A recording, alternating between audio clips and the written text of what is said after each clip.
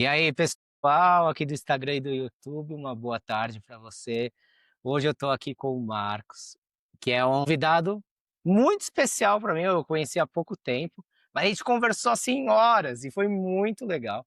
O Marcos Bulhões, ele é muito ativo nas redes sociais, tem um conteúdo riquíssimo e é um prazer tê-lo aqui para enriquecer um pouquinho a realidade do nosso Realcast, que chama O Pai. E algumas pessoas perguntam: "Por que o pai?". Na verdade, o pai, ele não é para exacerbar o pai, não é o pai, na verdade é uma chamada de atenção. "O pai", esse é o intuito. E não exacerbar como o pai, o paizão, mas sim uma chamada de atenção para o cara ser pai, é esse o intuito. Então, com vocês, o Marcos. Se apresente, meu amigo, é um prazer estar com você nessa conversa, contigo, e acho que temos muito conteúdo para trocar aqui. Cara, muito obrigado pelo convite. É uma honra estar aqui contigo e também com a sua audiência.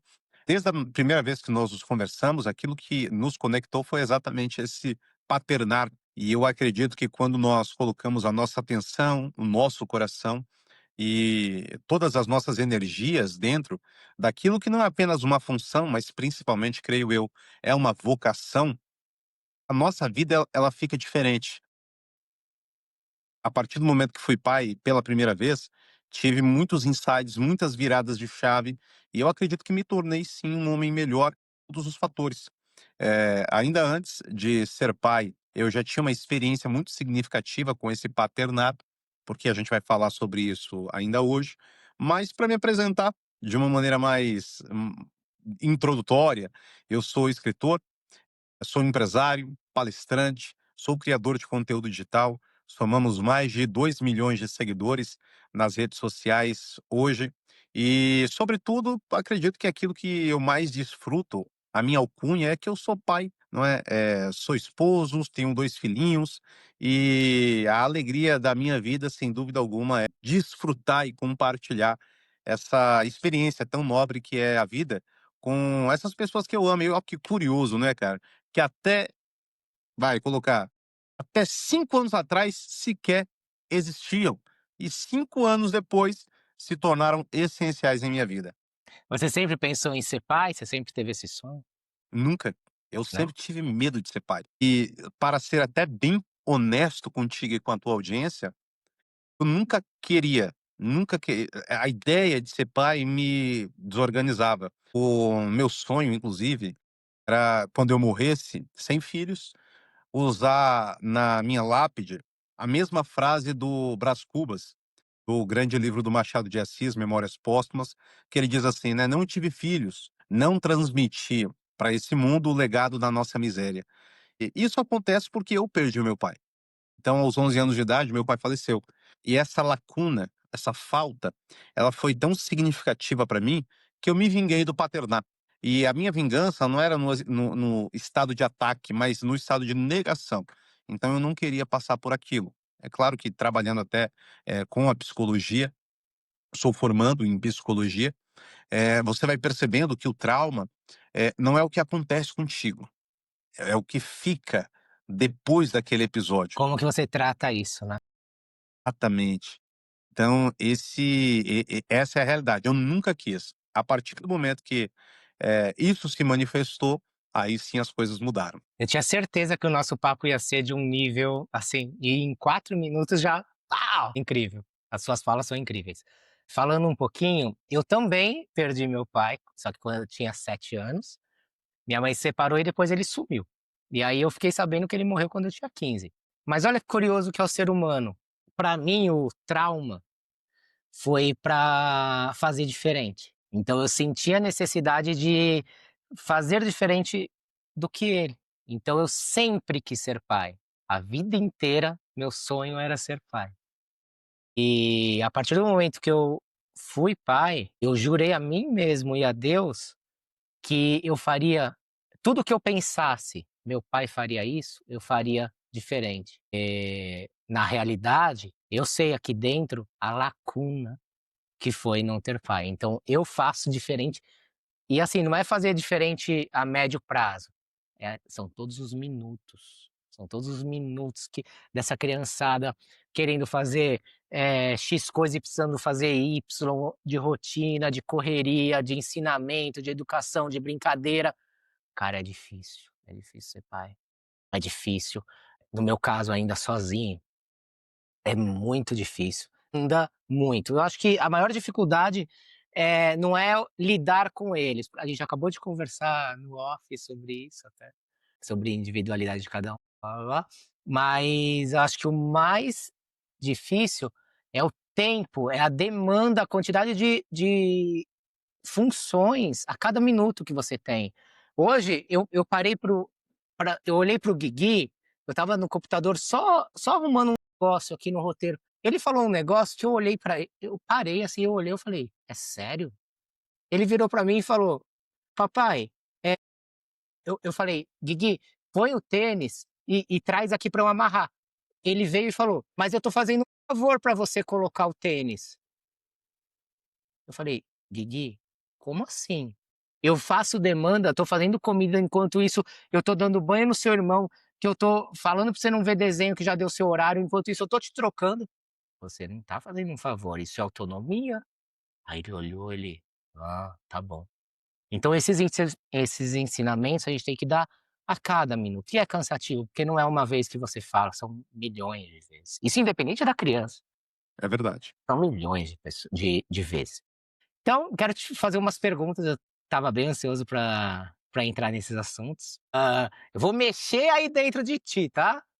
Confie em você, meu amigo, fique à vontade. Primeira pergunta é: qual que é a frase que mais te incomoda hoje? Aquela que você lê em algum lugar e pensa: "Essa ainda me desafia". Cara, uma das frases, assim, me que é desconfortável, e aí eu vou colocar no eu vou colocar 2, tá, e infelizmente acabo quebrando muitos protocolos, mas eu vou colocar 2. Eu vou colocar aquela que me desafia, no aspecto de que eu escuto aquilo, me incomoda, porque um nível eu concordo, e eu vou colocar aquela que, eu não concordo e por isso me incomoda, tá. Eu vou colocar então a primeira que me desafia, porque eu sei que em algum nível aquilo de fato é realidade. E essa frase, cara, ela diz mais ou menos assim: "Cada um tem a vida que escolhe". Sabe? Por que que ela me incomoda? Porque eu vim de um contexto social extremamente diferente. Então eu nasci numa família muito pobre, humilde, e eu precisei galgar esse espaço, certo? Um nível, eu acredito que isso não é escolha. Só que aí vem um outro ponto, que é o seguinte: se eu não tivesse tomado as decisões que eu tomei, eu não teria chego até o lugar que eu cheguei. Então eu acredito que em algum nível isso, tem um contexto dentro dessa realidade, mas outro, as suas decisões de fato determinam o seu destino. E essas decisões são difíceis. Por quê? Recentemente eu voltei de viagem no dia 11. Dia 12 eu fui convidado para fazer uma palestra em uma escola, e essa escola era uma escola de periferia, cara. Então, um exemplo, hoje eu palestro para empresas, corporações, organizações, empresários, atletas. E eu tenho, não apenas por uma questão, assim, de um projeto social, mas uma paixão de poder falar também com quem não tem voz ou até luz. E eu fui até lá. E o lastro daquela escola eram de crianças e adolescentes, contaminados ali pelo crime organizado, pela violência e com episódios, inclusive, de alunos que tiraram a própria vida, cara. Com 12 Nossa, anos de idade, entende? Então, ir até lá aquele local e falar para aquelas crianças e adolescentes foi de fato uma forma de levar para elas o que eu não tive, que era esse fogo, não é assim? Na mitologia, inclusive, Perseu ele pega o fogo dos deuses e leva para os homens, e por isso ele é condenado e um corvo vai bicar o fígado dele ali. Mas eu acredito que essa decisão de você levar a sabedoria é o que transforma. Por isso que essa frase, cada um tem a vida que escolhe, me incomoda, mas ao mesmo tempo eu incomodo porque eu tendo a de fato concordar com ela. Agora, uma outra frase, cara, que me incomoda bastante, eu vou ser bem honesto contigo, porque eu não acredito nela nem um pouco, é: "Na vida só se ama uma vez". Essa pra mim, eu escuto você isso não daí e eu, acredita nossa, nessa frase. eu me arrepio todo, cara. Para.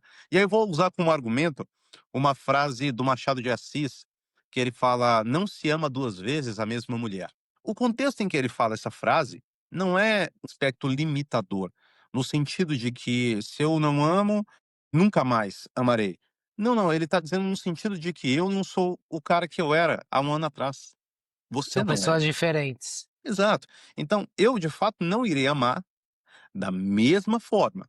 Posso amar diferente? Sim. E posso amar ainda mais.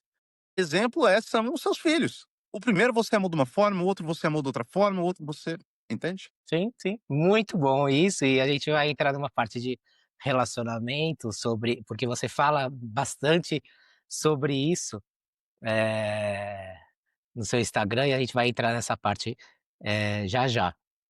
O que que é o amor pra você? Cara, pra mim, o amor é uma luz que eu, homem, só consigo refletir.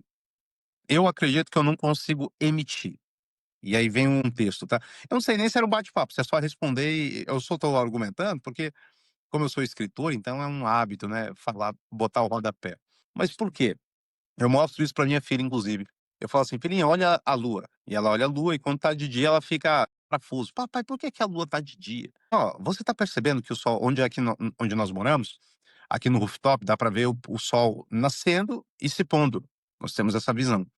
Então quando o sol vai se pôr e a lua aparece, eu mostro pra ela, falo: "Ó, você tá vendo que o sol tá ali, ó? Ó a cor da lua. Tá vendo que tá ficando bem parecida?". Por quê? Porque a lua, ela não tem uma luz própria. Ela está refletindo a luz de um astro que brilha por si só. E aí eu acredito nisso. Eu acredito que eu consigo amar na medida que eu recebi esse amor. E aí existem 2 contextos, tanto o amor herdado, no aspecto genético, familiar, quanto também o amor no aspecto espiritual, o amor que Deus me deu. E aí eu consigo retribuir esse amor, amando na medida que eu fui Fui amado, no amado no caso. caso. Então eu acredito que é exatamente isso. Que até vão nos assistir não tiveram esse amor no aspecto da família, entendeu? Você mesmo, pô, não teve o pai que te amasse ali. Só que lá no céu tinha que amou você e conduziu você para se tornar esse pai incrível que você é. Com certeza, porque poderiam ter acontecido os inúmeros caminhos, mas como você diz anteriormente, eu escolhi uma forma diferente de fazer diferente, né, de fazer, de uma forma com compaixão, com amor pelo próximo e tudo mais. E já teve alguma situação sua que você pagou muito caro pela sua paz? Já, sem dúvida. Em 2005, um homem chamado Aaron Ralston, lá em Utah, nos Estados Unidos, ele saiu para explorar os canyons. Ele não avisou os pais, não avisou ninguém próximo, ele saiu e foi explorar. Ele levou uma pequena câmera, água para poucas horas, e no meio do caminho, como disse o Drummond, tinha uma pedra. Só que no caso dele, a pedra era muito grande. E essa pedra, ela se soltou na escalada dele e ela prendeu o braço direito do Aaron. E ele ficou, cara, nos primeiros minutos ali, imóvel por conta do choque, e ele não conseguia mover o braço, até que a ficha dele caiu. Aquela pedra ali, ela tinha aproximadamente uns 400 quilos, ele não ia conseguir sair dali tão fácil. Ele ficou 5 dias preso àquela pedra. Ele, como ferramenta ou até arma de defesa, ele tinha um pequeno canivete, que naturalmente não iria partir aquela rocha, e no quinto dia ele chegou a acreditar que ele morreria. Então o que que ele fez? Pegou o canivete, Cortou o braço. riscou do lado dele o nome do pai, o nome da mãe, data de nascimento e data de morte. E embaixo ele colocou o nome dele. Naquele momento, um impulso, né, de sobrevivência, ele teve uma ideia muito cara. E ele olhou para o braço, olhou para o canivete Imaginei. e ele falou: "Eu vou cortar". E aí ele começou a cortar o braço. Fez um torniquete, começou a cortar pele, músculo, os tendões, e quando chegou no osso, ele não conseguia cortar. Então ele usou o peso do corpo dele para quebrar. E aí ele arrancou. Olha só, cara, isso dói É o só de preço escutar. da paz. Exato. E aí ele, através daquilo, o que que acontece com ele? Ele saiu dali, desceu por uma corda, caminhou 11 quilômetros, e aí uma família holandesa socorre ele, e ele consegue se salvar. Eu passei por isso também. Em 2015, eu iria me casar. Na época eu era bem jovem, e era o amor da minha vida, sabe. 6 an 6 anos de relacionamento, muito tempo, de expectativa, de investimento, e faltavam só 5 meses, era como se fossem os acréscimos ali, não é. Sim. Quando chegou nesse momento, ela terminou comigo. E naquele momento eu não sabia o porquê que aquilo tinha acontecido e 5 você meses antes.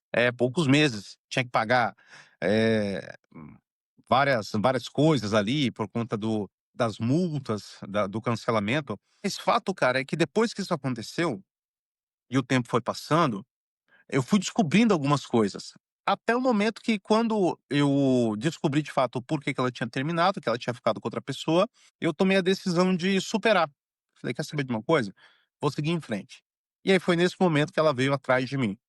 E aí nós tivemos uma recaída, né, voltamos a ficar, e aí voltamos a nos namorar, reatamos. Só que aí, Gui, sabe o que que acontece, cara? Com uma semana de retorno, eu percebi que eu não tinha feito a melhor decisão, porque eu percebi que ela não era mais aquela pessoa que eu amei um dia. Eu tinha se apaixonado. Exato, cara. Ela tinha se apaixonado por aquele outro cara. E aí eu fiquei naquele sofrimento, numa agonia. E aí por isso que eu citei o Aaron, porque era como se uma pedra prendesse o meu braço. E aí, se eu terminasse, iam falar: "Ah, mas você voltou". Se eu terminasse, eu ia falar: "Mas esse é o amor da sua vida". Então, chegou um momento que eu falei assim: "Cara, quer saber de uma coisa? Ela morreu". Ela quem, mulher? A mulher que eu amei. Eu estou do lado de outra pessoa. Ela pode ter o mesmo nome, os mesmos olhos, o mesmo jeito, até o mesmo cheiro, mas ela não é aquela pessoa que eu amei um dia, porque falta nela a essência do sentimento que me cativou, que me Sim, conquistou. E aí eu precisei pegar uma decisão, né, inclusive a própria palavra decisão, cisão é corte. a E cisão aí é eu corte. tomei essa decisão de pela minha paz. Então, se você me pergunta hoje: "Valeu a pena?", tudo de grandioso que eu conquistei foi até assim como o Aaron, que depois virou astro de cinema, autor best-seller, formou inclusive até uma família, foi depois que eu tomei a decisão de arrancar uma parte de mim, porque Jesus ele disse: "É melhor você arrancar seus olhos e entrar no céu do que perder todo o seu corpo". Sim. E aí eu preferi perder uma parte de mim para poder, se salvar. E valeu a pena, eu acredito. Você sabe que eu sempre tive muito, nossa, é lúcido, assim, na minha frente, eu sempre tive esse problema. Sempre tive esse problema de tomar essa decisão. Isso, relacionamentos passados, casamento, tudo, por muitas vezes eu pensei, e tinha que tomar decisões, que seria melhor para minha paz, mas eu continuei pagando muito caro, E o que muito. você temia que impedia você de tomar essa decisão, você se lembra? É uma balança muito forte dentro de mim. Família fala muito alto, filhos, esse negócio lá do passado falava muito alto, muito alto. E as coisas ao longo dos anos, vão acontecendo, você vai enxergando, e hoje de fora eu enxergo, assim, um universo de motivos, então eu olhava e falava: "Não, tudo bem, vai passar, não é bem assim, pode ser diferente". Por quê? Porque tinha um motivo aqui, tinha um motivo muito maior, então o meu objetivo, o meu propósito sempre foi aqui. Então eu sempre julguei, ações e acontecimentos do passado como meros motivos, assim, ok, vamos superar. A São forças que a gente pode tirar de dentro e se regenerar, mas não, a gente tem que ter o amor próprio. Muitas vezes eu baixei o amor próprio, nem existia amor próprio, na verdade, enxergava muito bem, mas deixava as coisas acontecerem, sabe, por ter esse objetivo. Ser claro, eu tenho que chegar na linha de chegada.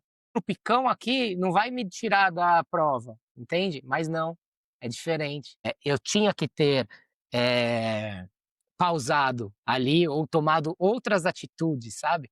É o que você postou outro dia no seu Instagram sobre ser bonzinho demais. Sim, E ser bonzinho não é ser verdade. bom, não é ser bom no aspecto de fazer tudo correto, tudo, é de não ter limites. É. É ser inocente. É É, diferente você ser uma pessoa boa e você ser uma pessoa inofensiva. E até tem uma metáfora, se eu não me engano, é uma metáfora africana de uma conversa entre 2 abelhas. E uma diz para ela assim, né, você precisa ser doce para fazer o mel. E a outra responde: "Mas o que é que eu faço com esse ferrão?" E ela diz: "Eu disse a você para ser doce, não Não, inofensiva." inofensivo, é isso, é isso. Eu aprendi muito, muito, muito, muito nesses últimos períodos em relação a isso.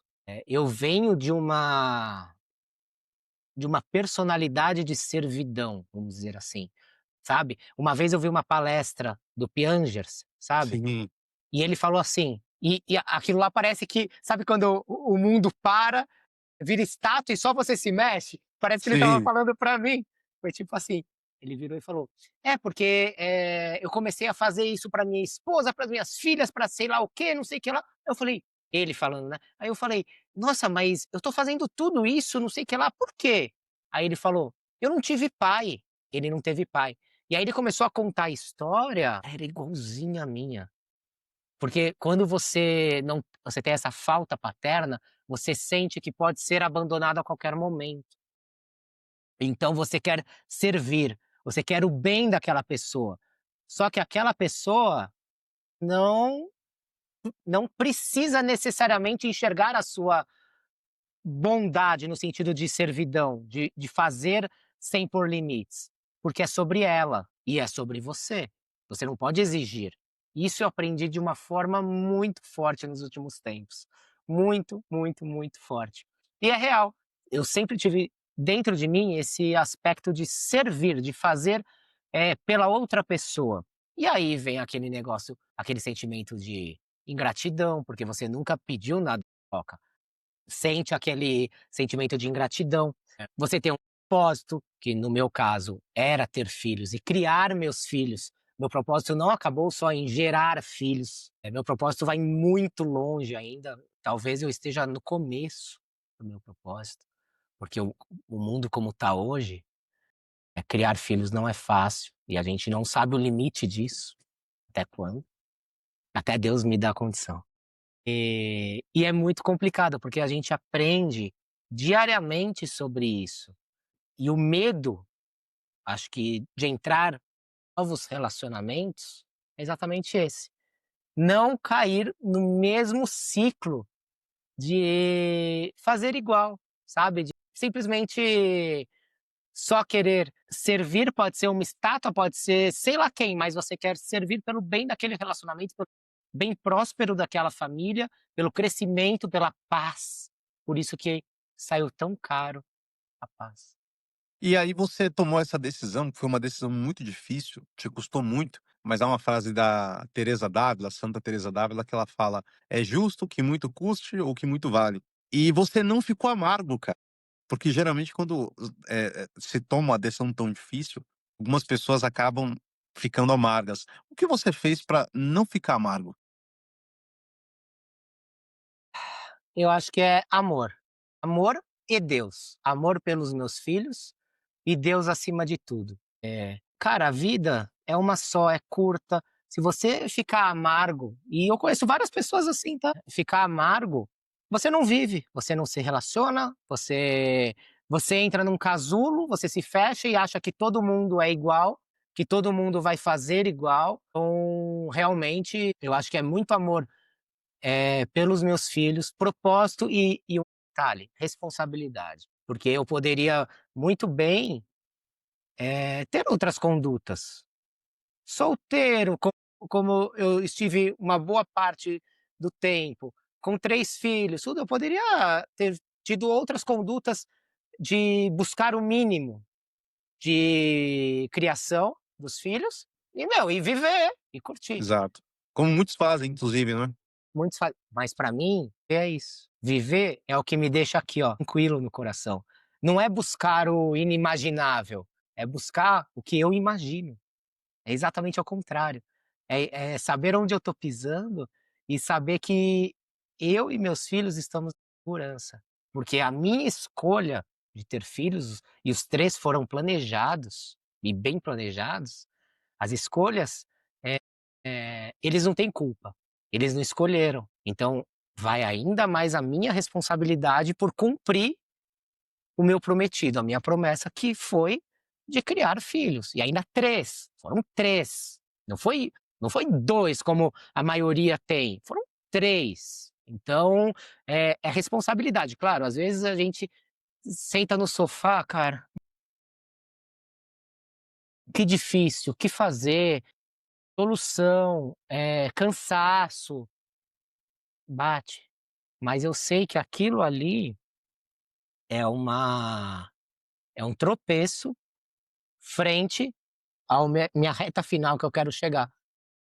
Foi isso que eu enxerguei sempre em todos os relacionamentos, e é isso que eu enxergo na criação de filhos. Então a gente vê que as coisas podem ser correlacionadas e nunca não. Então um aprendizado do passado, você pode usar para agora, você pode projetar para o agora como uma grande experiência. Então, hoje em dia, os meus filhos, hoje em dia não sempre, mas hoje em dia falando, eles são prioridade máxima e não vão deixar de ser prioridade máxima, assim como sua. Sua vida pode mudar, pode acontecer o que for, mas eu acho que filhos e família são prioridades. É aquele negócio: Deus, família e trabalho. É verdade, concordo contigo. E muito bom, cara, de fato esse amor e a fé são cruciais para que esse a vida não fique amarga, até porque se a vida ficasse amarga, esse amargor iria ser transmitido, né, para os seus filhos. Exato. E você vê que são crianças super amorosas, super saudáveis, que ficam comigo, muito bem. Eu não tenho problema de relacionamento, graças a Deus. Eu não tenho problema de falta de amor, de empatia, de carinho, de relacionamento. Pelo contrário, quando dá o horário de eu pegar o Henrique, por exemplo, e eu pego um pouco mais tarde, ele já fala: "Por que que você não veio tal horário?". Então, os outros também estão sempre me abraçando, conversando, tudo. Então, é uma relação muito legal. Tento mostrar um pouco no Instagram, mas, sinceramente, tenho cada vez mais vontade de servir apenas como exemplo para outros pais, e não mostrar tanto relacionamentos, assim, sabe? Sim, Tem muita gente que não entende e não quer entender. Então, eu vou servir para quem quer, entendeu? Então, eu tenho buscado uma mudança de conteúdo para atingir quem quer ser atingido, quem tem aquela cabeça igual a sua, que quer ter filhos e ser o melhor para eles. É isso que eu busco. perfeito. Qual foi o seu último conselho que você deu a si mesmo? O último conselho que eu me dei foi exatamente esse daqui. Eu acredito que esse conselho, ele foi muito importante, principalmente depois, né, do meu filho nascer. E na verdade esse conselho é uma pergunta, e essa pergunta é mais ou menos assim: se você perder, quem perde? Se você vencer, quem vence? Nossa, é pena que eu não tenho celular aqui, eu vou anotar. Depois me manda isso. Forte, muito bom. Mas sim. E cara, O isso foi olha tão que forte, cara, complexo que que é. É muito forte, é, sim. é, exato. E eu lembro que eu fiquei uma noite inteira, eu gosto de extrair, a essência dessa reflexão. E tanto que o nome da minha editora é Elucubrações, e elucubrações eram o que os filósofos, os matemáticos faziam antigamente no ócio. Então você pensa assim, como é que, homens comuns, em teoria, eles conseguiam há 2, 3 mil anos atrás formar, teoremas, formar filosofias, cosmovisão do universo, a ideia sobre os astros, sem tecnologia, internet, escola. Através, daquilo que a gente tem como ócio, que é o poder da reflexão do cérebro humano, que é tão poderosa. E eu Tanto é fiquei que pensando muito nisso. até desculpa interromper, tanto Imagina. é que há milhares de anos atrás, quem eram os intelectuais e tudo eram quem estudava, quem praticava filosofia, né. Exato, exatamente. E eles cresciam muito através desse ócio, que é a negação do tempo de labor. Há uma diferença entre tédio e ócio. O tédio é aquele tempo que você não quer fazer nada, e o ócio é o tempo que você decide não fazer, para refletir, pensar. formatar ideias, elaborar emoções. E aí eu lembro que era uma madrugada, eu passei essa madrugada pensando, e aquilo foi muito significativo para mim, porque, eu acredito que a pressão está sob os nossos ombros. E quando Sim, você encara que a pressão é um privilégio, você entende que há uma diferença entre pressão e tensão. A tensão é muito ruim, porque ela trava você. Agora a pressão é exatamente o impulso. Eu treino muitos, atletas, jogadores de futebol, lutadores, inclusive, do UFC e outras modalidades, e um dos processos comuns nesse ato de pressão é você encontrar uma zona de prazer dentro de toda essa área de pressão. Vou dar um exemplo para você. Falar em público é extremamente você está pressionado ali. O que que você vai usar ao seu favor? Você vai usar ao seu favor, talvez o sorriso de uma pessoa que você quer arrancar, talvez os aplausos da multidão, a graça de falar sobre uma coisa que você tem paixão, então você vai encontrar uma zona de prazer dentro daquela área de pressão para você fazer aquilo que nós chamamos hoje de performar. É como se você, conseguisse dentro daquele alvo enxergar o centro do alvo, aquela zona de prazer, e você consegue disparar sua flecha de intenção, de foco, de mentalidade e esforço para que de fato você use a pressão ao seu favor e não contra você, senão você vai desmoronar. muito bom. Essa frase foi top. Se você perder, quem perde com você. Qual foi o seu maior conselho que viralizou na sua rede social? Às vezes tem de doer como nunca, para não doer nunca mais. Olha, Eu acho muito que bom. esse, cara. Tem outro que é bem mais famoso, mas eu acredito que o mais impactante foi esse. Eu escrevi essa frase em 2016. E até hoje é uma frase que sempre que eu posto ela viraliza, se eu gravar um vídeo vai viralizar, se eu escrever em algum lugar vai viralizar, porque ela tem exatamente essa etapa do que a gente falou sobre você recuperar sua paz. Às vezes a gente não quer, negociando na verdade a nossa paz, porque é difícil abrir mão de quem a gente ama, de uma empresa, de um sonho, de um negócio que está nos custando muito, o braço no caso. E de repente você percebe uma coisa, tem a dor que machuca e a dor que transforma. A dor que machuca é a insistência. É como uma dor de dente, eu costumo dizer. Deus, mas eu não quero ficar sem o dente. Mas se você parar para entender, você já está sem. O que tem ali, na verdade, é o quê? É uma capinha. Então aquela cárie, não é? A infecção, aquilo ali já foi embora. O que você tem é uma vaidade de imagem, de tentar manter uma coisa que está podre. Então você Que é o precisa. custo que é caro da paz. Exatamente. Milhões, mas arrancar vai doer mais, vai doer como nunca, para não doer nunca mais. Pra não doer nunca mais. Muito bom. Vamos fazer um ping-pong aqui, ó. Vamos. Amor é, Família, limite é, responsabilidade, perdão é, saúde, uma contradição minha é, sua no caso. Uma contradição sua é esperança. esperança. Muito bom. Mais uma pergunta. Você já viveu algo que você contrariava o que você ensina? Sim, cara. Puxa, muitas vezes. E aí é que vem um ponto bem curioso, sabe, Gui? Particularmente eu penso assim, quando Deus ele nos chama para alguma coisa, e aí a gente vai falar propósito, eu acredito que antes do propósito vem o chamado. Então, durante esse processo, que é o chamado meu propósito, eu acredito que 70% das vezes você viverá situações extremamente contraditórias. Sim. E isso não quer dizer que você seja incoerente. Isso quer dizer que você está sendo lapidado. Porque a semente falar que um dia ela será uma árvore frondosa é contraditório, porque ela é uma semente pequenininha e ela nem vai durar muito, porque quando ela for enterrada, ela vai morrer. Entendeu?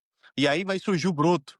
Só que durante essa etapa, esse processo contraditório vai de fato crescer, poder em ser frondosa, em dar frutos, inclusive. Então eu acredito que sim. E os meus processos mais contraditórios foram através dessas guerras entre o que era mais fácil e entre o que era o certo. E fazer o certo geralmente não era tão fácil. Não é fácil, é custoso, tira a gente da zona de conforto. E você quer ver um exemplo bom sobre exatamente o que você falou, sobre a lapidação e tudo? Conta pra mim. Se minha mãe não tivesse se separado do meu pai, lá atrás, eu tinha 7 anos, e ele tivesse, saído de casa, nunca mais voltado, e eu ficasse sabendo que ele morreu. Se não tivesse isso, se ela tivesse optado por aguentar mais um pouco, por exemplo, quem seria eu com meus filhos hoje? Toda a minha criação, que já tem 9 anos, antes até, desde a gravidez, são quase 10 anos, eu não teria esse pensamento. Por quê? Porque eu fui lapidado lá, sem eu saber, começou lá atrás, e pelo mundo, os acontecimentos do mundo, eu fui lapidado para o que eu sei que eu sou hoje em dia para os meus filhos. Então, às vezes a gente acha: "Por que que isso aconteceu na minha vida?". Nada é por acaso, E nada o é caminho da cura sempre é a doença, né, cara? O antídoto só vem através do veneno. exato, exatamente. Eu estava pensando isso outro dia, quem eu seria se eu não tivesse passado por isso? Tá, teria tido relacionamento, teria tido 3 filhos? Não, começando por aí. Porque não seria o meu sonho. Talvez, de construir uma família, ok, pelo afago cultural de, tipo, casar, ter filhos, tal. Filho, tá bom. O cuidados, com certeza seria diferente, com certeza.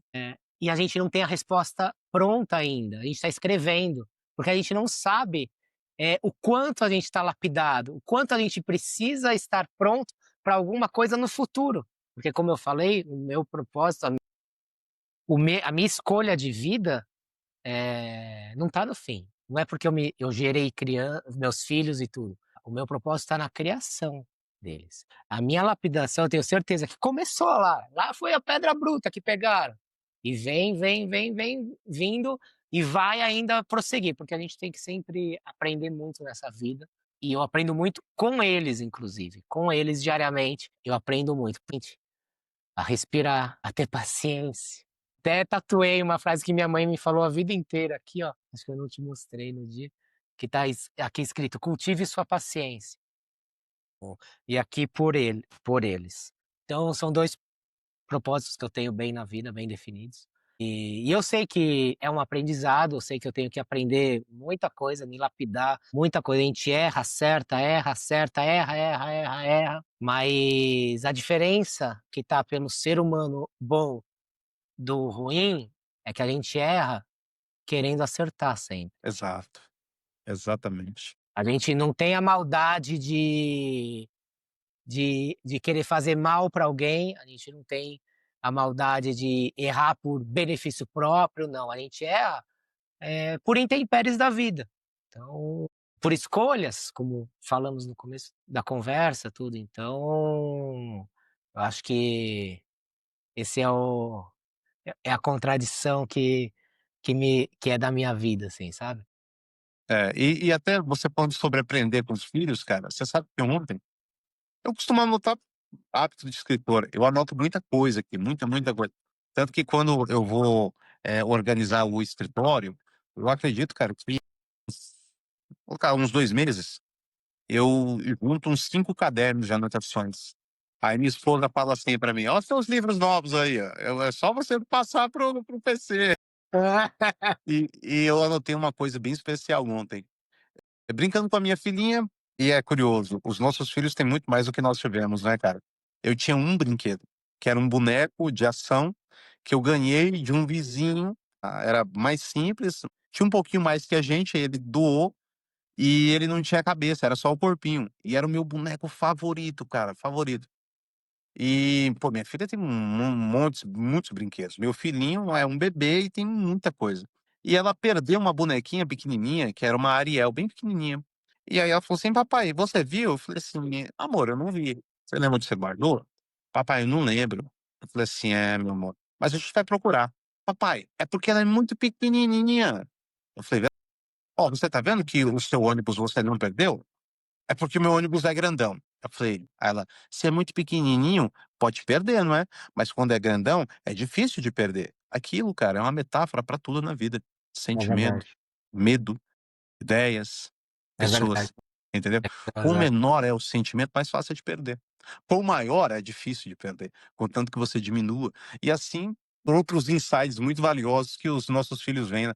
Dizem que o filho vem com um pãozinho embaixo do braço. Eu acrescentaria que além do pãozinho, vem com, muitos conselhos disfarçados de experiências. Muito bom. Você sabe quando eu me mudei, que eu morava em casa e vim para o apartamento, eu doei muita coisa, porque simplesmente porque não cabia.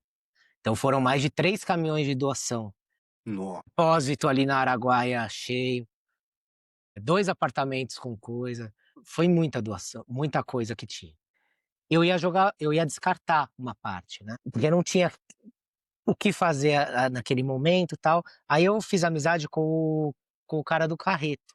Aí eu falei: "Ó, eu vou chamar uma caçamba pra jogar algumas coisas". Aí ele falou, era meu xará. Ele falou: "Gui, faz o seguinte, enfia tudo no meu caminhão". Minha mãe trabalha numa creche, no bairro lá no extremo da zona norte. E eu tenho certeza que cada coisa aqui vai ter destino, mesmo que esteja quebrado, tudo, a gente trabalha, a gente arruma, tal. Ele levou 3 caminhões embora. Depois, 3 caminhões grandes, não era vuquizinho, grandes. Uma semana depois ele mandou uma foto, de um pátio, alguma casa, sei lá, um quintal, era muito grande, com tudo ali. Ele falou: "Gui, você ajudou o bairro inteiro, nossa, cara. inteiro". E começou a me mandar fotos de várias tipo, várias crianças. Não era uma, eram várias crianças, com todos os brinquedos e, assim, os brinquedos que eu julgava que não tinha mais utilidade, porque um pouco antes, em Alphaville, aqui perto, tem um lugar que tem uma comunidade, de crianças carentes. E vira e mexe, eu e as crianças, a gente levava já, a gente enchia o porta-malas e abria assim na frente da criança. Vinha uma criança na rua, abria assim: "Ó, escolhe o que você quer". Fiz isso várias vezes. E nessa última vez, que eu fiz antes da mudança, eu já tinha julgado que uma parte vinha para cá, outra parte para o depósito, outra parte ia ter que ser doado, ia ter que ser descartado. E não, e teve muita utilidade. E o episódio desse último dia que eu fui levar esse carro, de abrir o porta-malas, esse ato de fazer isso, eu lembro que eu vi um portão bem fechado com um negócio aberto no meio, e eu vi um olho passando assim, sabe, eu até tomei um susto. Aí eu parei para ver se era uma criança. Aí eu vi que era uma criança com TEA, com autismo. Aí eu bati no portão, eu falei: "Oi, tudo bem? Eu queria ver se vocês queriam uns brinquedos, tal". Você não tem ideia da reação dessa criança. Ela ficou empolvorosa. Eu abri o porta-malas, ele assim, ó, ele não sabia o que escolher. Eu falei: "Escolhe, quer pegar tudo? Pode pegar tudo". Aí a mãe, muito sábia, sabe o que ela virou pra mim? E falou, era a primeira casa da comunidade, na subidinha assim, primeira casa. Ela falou: "Não, não, tem muita criança querendo também". Então, são nesses pequenos atos que a gente reaprende, que a gente dá um reset na nossa cabeça e fala: "Caramba, como somos, privilegiados em algumas situações". E hoje em dia eu faço trabalho social, uma vez por semana, e eu vejo o quanto famílias e essas pessoas que eu assisto, eh, são felizes com o mínimo, e a gente nem tá falando do nosso mínimo, a gente tá falando de um mínimo que a gente nem sabia que existiria. É assim, chocante, tipo, a ponto de ter que pôr espessante na água para não ter broncoaspiração, sabe. Então, são coisas de sobrevivência, que a pessoa tá lá rindo, feliz. Então a gente começa a dar valor a tudo isso. É verdade, é verdade. Sensacional mesmo. Hum, não, não é mudando ainda. Qual sua maior contradição entre o Marcos que escreve e o Marcos que ama? A maior contradição entre o Marcos que escreve e o Marcos que ama, é porque o Marcos que escreve, ele escreve quando ele quer. E o Marcos que ama, ama até quando não quer. Nem sempre eu escrevo quando preciso escrever, eu só escrevo de fato quando eu quero. E aí eu tenho acho que umas 700.000 pessoas numa fila de espera para o próximo livro me cobrando. Mas eu não quero escrever agora. E já o Marcos que ama, ele ama até quando ele não quer amar. Então eu acredito que essa é a grande questão. Talvez por isso as minhas histórias de amor, elas sejam muito mais inesquecíveis do que até mesmo os livros que eu publiquei. A diferença é que quando eu escrevo, a página sofre e quando eu amo, meu coração é o alvo. Muito bom, muito bom. Ah, deixa eu ver aqui. 3 passos do que eu pesquisei na sua página. Eu quero assim, sim ou não e o que fazer.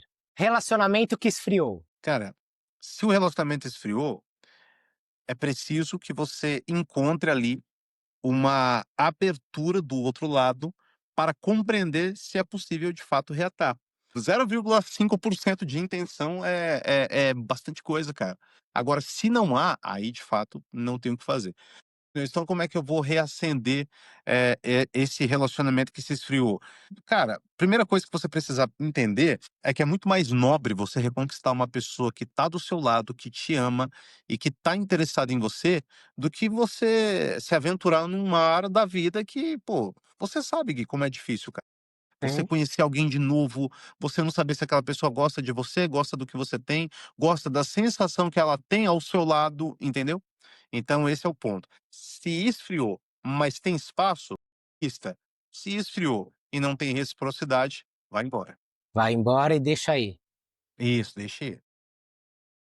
Solteiro que quer estar pronto. O solteiro que quer estar pronto, ele precisa de 3 etapas, tá? A primeira, é muito alinhado com ele mesmo, no sentido de buscar não na falta, mas na vontade. Há uma diferença, Gui, quando eu busco me relacionar na necessidade. Por quê? Porque na necessidade eu não consigo negociar e eu também não consigo vislumbrar, os pontos negativos. Se você vai ao mercado com fome, você compra só besteira. E se você tem essa carência afetiva, você vai escolher ou pela beleza, ou pela aparência, ou pela sensação que a pessoa provoca em você. Então, quando você está alinhado consigo, você já é feliz sozinho. Então, você vai buscar se conectar com alguém que multiplique e É, para compartilhe somar e multiplicar, exato. exatamente essa felicidade. Segundo ponto, ambiente. Então, é crucial que você busque se conectar com pessoas de ambientes positivos. Muitas pessoas chegam e falam assim: "Ah, eu encontrei a pessoa, sei lá, numa balada, e ele não quer mudar porque ele só quer sair". Mas o ambiente era aquele, era o ambiente natural daquela pessoa. Então vai ser muito difícil você transformar ela se ela já era assim. Então, ambientes positivos que fazem sentido para você. Eventos, restaurantes, até mais sofisticados, locais que as pessoas estejam buscando aquilo que você está buscando, a igreja, por exemplo. Terceiro lugar, uma firme intenção, por exemplo. Ter objetivo. Exato. Se relacionar por se relacionar é a melhor maneira de você perder tempo. Porque quando você namora com uma pessoa sem intenção de construir futuro com ela, de se casar com ela, você está namorando a pessoa de outra pessoa. Porque esse relacionamento será extremamente frágil, extremamente complexo, superficial e sem propósito. Então É. você tá namorando por quê? "Ah, porque eu quero namorar". Então é manter essa intenção. Você como um homem, não como um garoto, como um homem, e que está formando 3 outros homens, com certeza dará o conselho para que os seus filhos não percam tempo. Agora imagina, 3 mulheres namorando os seus filhos porque querem namorar. E aí de repente, depois de 20, 30 anos: "Ah, não quero mais não". Então uma coisa que eu vou sempre ensinar aos meus filhos, e isso pode ser polêmico dentro do cenário da mentalidade moderna, é que o meu filho e minha filha, sem acepção alguma, eles namorem, noivem, casem com uma única pessoa. Se eles conseguirem fazer isso, embora seja, difícil e desafiador, mas dá para fazer, eu tenho certeza que eles vão poupar sofrimento, vão poupar tempo, principalmente, Sim. e vão conseguir, ter uma história bem linda aí para contar. Com certeza, está certíssimo. Eu concordo muito com as suas palavras. E recaída com ex, o terceiro 3 passos. Cara, o problema da recaída é que ela nunca é movida pelo amor. Ela é sempre movida pela abstinência. Porque se ela fosse movida pelo amor, o amor ele tem um caráter de critério. Então, por mais que eu ame uma pessoa, voltar para ela, entra no aspecto de que ela não é mais quem eu amo. E aí vem uma frase, é curioso, eu vou contar isso aqui. Eu uma vez, muitos anos atrás, eu escrevia e aí eu caçava, assim, depoimentos de escritores que eu gostava, e eu encontrei um do Rubem Alves. Esse vídeo na época estava com 4.000 visualizações, lembro até hoje. E aí eu fui assistindo, lavando louça. Eu lavando louça e assistindo, e no finalzinho ele falava assim: "Um conselho, se você amou muito um lugar, não faça a besteira de visitá-lo, porque ao voltar ao local, você não estará em busca do lugar, você estará em busca do tempo, No e o tempo tempo não da está mais memória. lá". É isso. E aí eu lembro que em 2022 eu citei isso em um podcast, publiquei esse corte ele, cara, acho que bateu 10 milhões de visualizações, e aí se tornou uma frase cult, e até hoje, quando você entra nesse vídeo do YouTube, ele tem mais de 1 milhão de visualizações. Eu Olha. sei que eu fui o canal de propagar, essa frase, que se tornou uma frase cult. E o meu sentimento, cara, em relação a isso, é um sentimento muito mais de se não fosse eu, seria outro, mas que bom que foi eu, porque quando você está buscando recair, e você entende essa chave, você fala: "Cara, essa recaída, ela pode acabar numa ressaca moral". E o problema da recaída é que a recaída, ela traz um sentimento muito semelhante ao da traição, só que dessa vez é você que está se traindo. Sim, Então é acho contra que você. esse é o problema. É isso, é isso. Exatamente. Então é você trazer para o consciente, e qual que é o consciente? Não é mais quem eu amo, ok? A pessoa que eu amava não existe mais.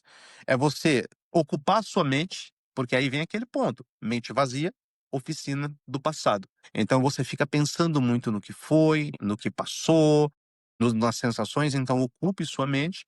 E em terceiro lugar, olhe sempre para frente. Você é um excelente motorista e eu nunca vi você dirigindo olhando só pelo retrovisor. Tá pelo Você precisa olhar retrovisor. para o para-brisa. É isso. Exato. Então o que foi, foi, e aquilo que virá será melhor. A palavra diz, o fim das coisas, o que o início delas. Então é muito melhor o que está à frente do que aquilo que ficou para trás. É isso aí. Agora você só pode responder sustento, revisaria ou abandono. Manda. Perca o amor da sua vida, mas não perca a sua chance por um amor. Sustenta, não perca a sua vida por um amor, se eu não me engano. Perca o amor da sua vida, mas não perca a sua vida por um amor. Sustento, Quanto vale a sua paz? sustento.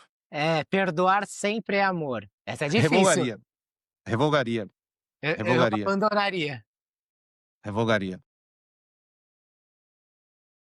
Relacionamentos só duram quando ambos estão curados. Qual é que é sustento, revogaria e o outro é? Revisaria ou abandono? Eu revisaria, revisaria. Revisaria esse daí. Porque não precisa. Você acha que tem que estar os dois 100% curados da vida? É difícil, né? É porque o que acontece, sabe, quando a gente fala curado, aqui a gente se nós formos falar no sentido emocional, eu concordo 100%. Só que quando a gente fala no sentido curado, vou dar um exemplo, você tá com uma pessoa que você ama, sua esposa, ou até seu marido, e de repente ele passou por um episódio complicado, sei lá, ele teve uma perda significativa, ele entrou num lapso, então ele tá em depressão, ele não tá curado. Ele está na flor da dor. Você vai abandonar o cara? Se o amor tudo crê, tudo espera e tudo suporta?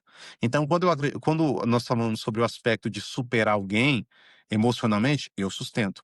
Agora, quando a gente fala no aspecto emocional, de pô, o cara tá em depressão e crise, e aí é que ele precisa da sua ajuda. Então, nesse caso, eu revisaria.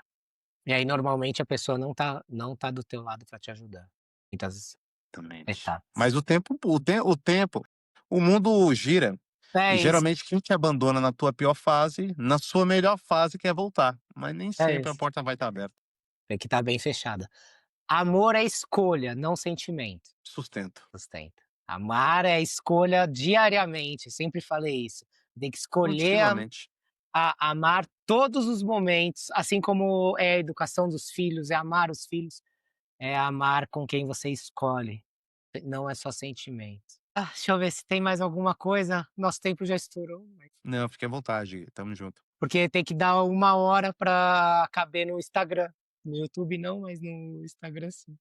Vamos fazer mais uma pergunta, que eu não tenha feito? Só um Eu vou te minutinho. fazer uma pergunta, cara. Vai, bora, boa ideia. Qual que é o último conselho que você daria para os seus filhos hoje, se você soubesse que a sua morte é amanhã? Eu acho que eu falaria para eles serem eles mesmos com responsabilidade, e nunca esperar nada de ninguém, o que vier é lucro, eu falo muito isso. Nunca espere nada de ninguém, o que vier é lucro, eu falo muito isso. Muito bom, muito bom.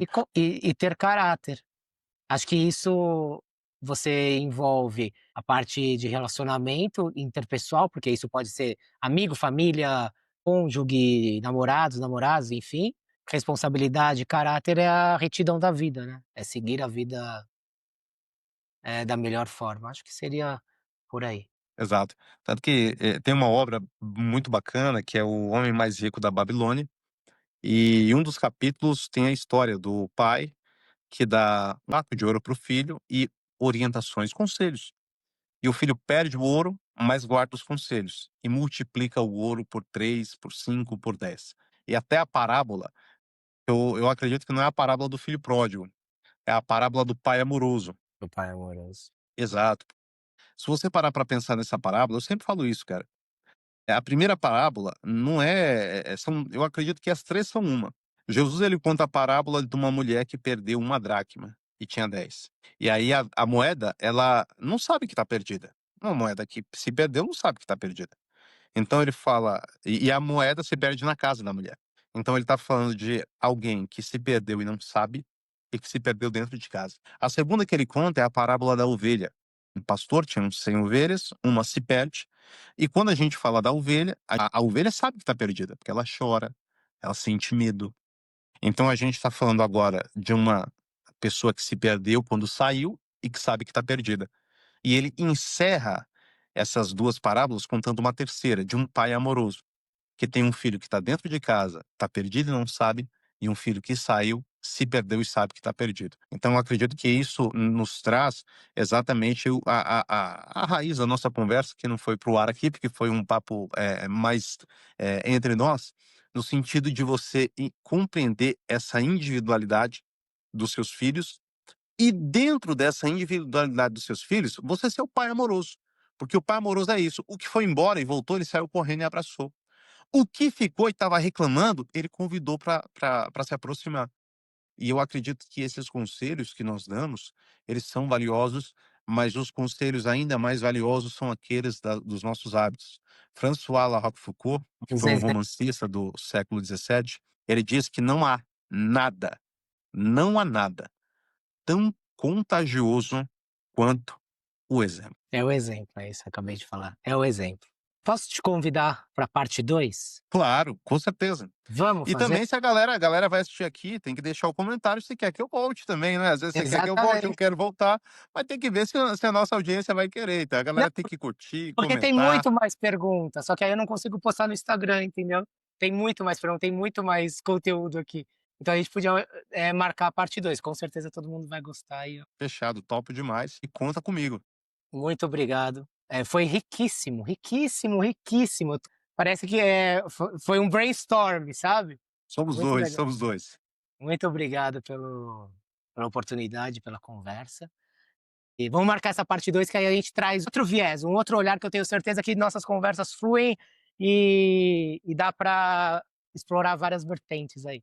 Desde já quero agradecer, o convite, tá, Gui, não apenas o convite, mas a sua amizade antes de tudo, que a tua amizade é exatamente o motivo do convite ser feito e aceito. Mande um grande beijo para os seus filhos, abração para eles.